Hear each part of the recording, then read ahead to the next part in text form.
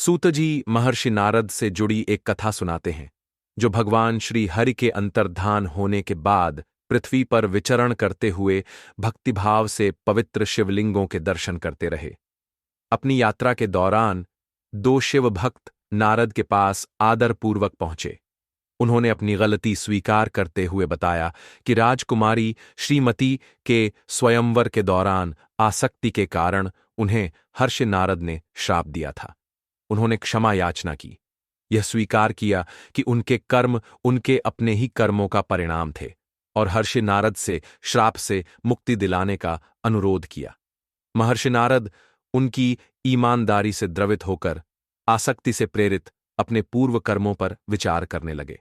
उन्होंने श्राप के लिए पश्चाताप व्यक्त किया और दोनों गणों को मुक्ति का मार्ग सुझाया। हर्षि नारद ने भविष्यवाणी की कि उनका पुनर्जन्म कुंभकर्ण और रावण के रूप में होगा, जो शक्तिशाली राजा होंगे और फिर भी शिव भक्त रहेंगे। अंततः वे भगवान विष्णु के हाथों मृत्यु को प्राप्त होंगे और आध्यात्मिक जगत में अपना उचित स्थान प्राप्त करेंगे।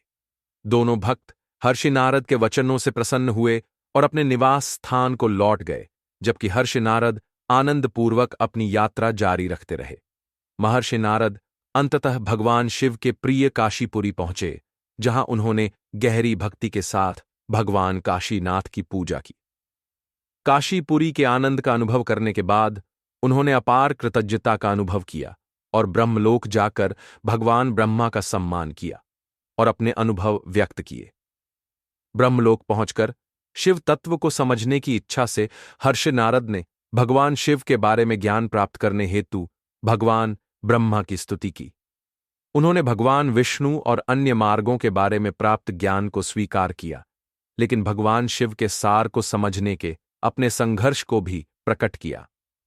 उन्होंने भगवान ब्रह्मा से भगवान शिव के स्वरूप के बारे में विभिन्न प्रश्न पूछे, जिनमें यह भी शामिल था कि भगवान शिव निर्गुण, निराकार और सगुण आकृति सहित दोनों कैसे हो सकते हैं, और पूजा अनुष्ठानों, सृष्टि से पहले भगवान शिव के अस्तित्व और सृष्टि के दौरान और बाद में उनकी गतिविधियों के बारे में जानकारी मांगी।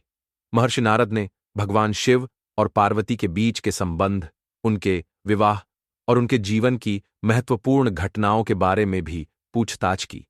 स्पष्टता के लिए प्रार्थना करते हुए महर्षि नारद ने ज्ञान की अपनी अनसुलझी लालसा पर बल दिया और कहा कि उन्होंने पहले भी कथाएं सुनी थीं, लेकिन वे संतुष्ट नहीं हुई थीं। उन्होंने भगवान ब्रह्मा से भगवान शिव के सार, स्वभाव और वैवाहिक जीवन के बारे में विस्तृत कहानियां साझा करने का अनुरोध किया, ताकि भगवान ब्रह्मा के ज्ञान से उन्हें संतुष्टि मिल सके।